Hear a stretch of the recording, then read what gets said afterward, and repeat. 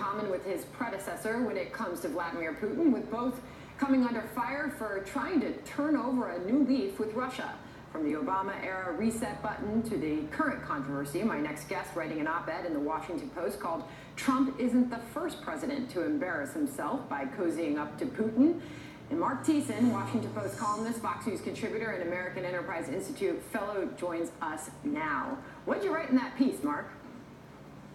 Well, I mean, President Trump is not the first president who had the delusion that he could get along with Vladimir Putin. My old boss, George W. Bush, promised to end the old ideological rivalry of the Cold War, and he actually, at his first summit, said, "I looked into Putin's eyes and I got a sense of his soul."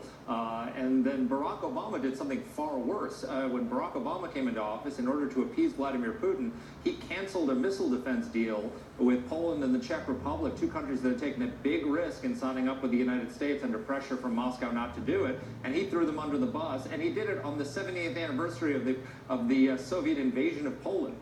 So it was like a second betrayal.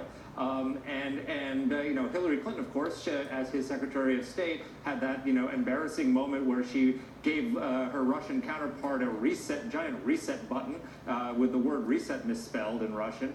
So I mean, everybody's tried to try and find a way to reset relations, get along, and the results have been terrible. I mean, Vladimir Putin invaded Georgia, invaded Ukraine, shot down an airplane, violated the INF Treaty, violated the Chemical Weapons Convention, sent troops to Syria. He's been a bad actor despite all of these efforts, and so Donald Trump is going to learn, I think, pretty quickly that Vladimir Putin isn't a competitor; he's an enemy.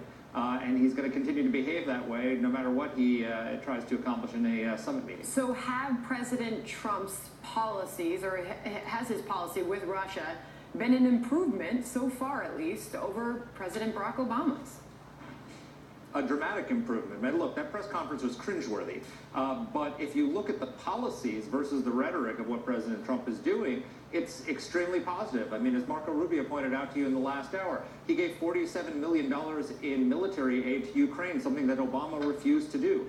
He's kicked out 60 Russian diplomats over their use of chemical weapons in Britain, which is a violation of their obligations under the Chemical Weapons Treaty that just killed a British citizen. I mean, Russia just launched a chemical weapons attack in Britain that killed a British citizen on British soil. That's insane. Trump punished them for that. He's taken a number of steps to increase sanctions on Russia, including not just for the elections, but for their violations of the INF Treaty. He's called them out for arming the Taliban and for some of the other things they're doing. So his policies are a dramatic improvement. And quite frankly, you know, everyone was criticizing Trump for beating up the NATO allies. He got them to cough up more money for defense, which is the last thing Vladimir Putin wants. So if Putin was interfering in the U.S. election to get more pro-Russian policies, it backfired pretty badly.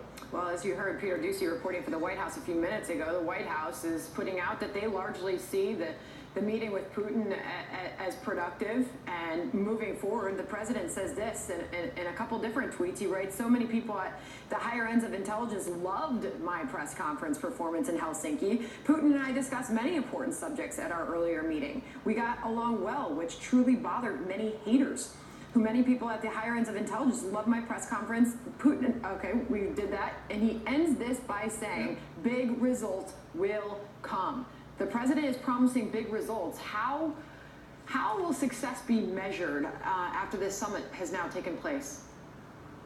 Well, success will be measured by Russian actions. If he can get Vladimir, if he can succeed where both George Bush and Vladimir and Barack Obama and Hillary Clinton failed before him, and get Russia to cease its aggressive actions against NATO allies, its actions in Syria and other places around the world,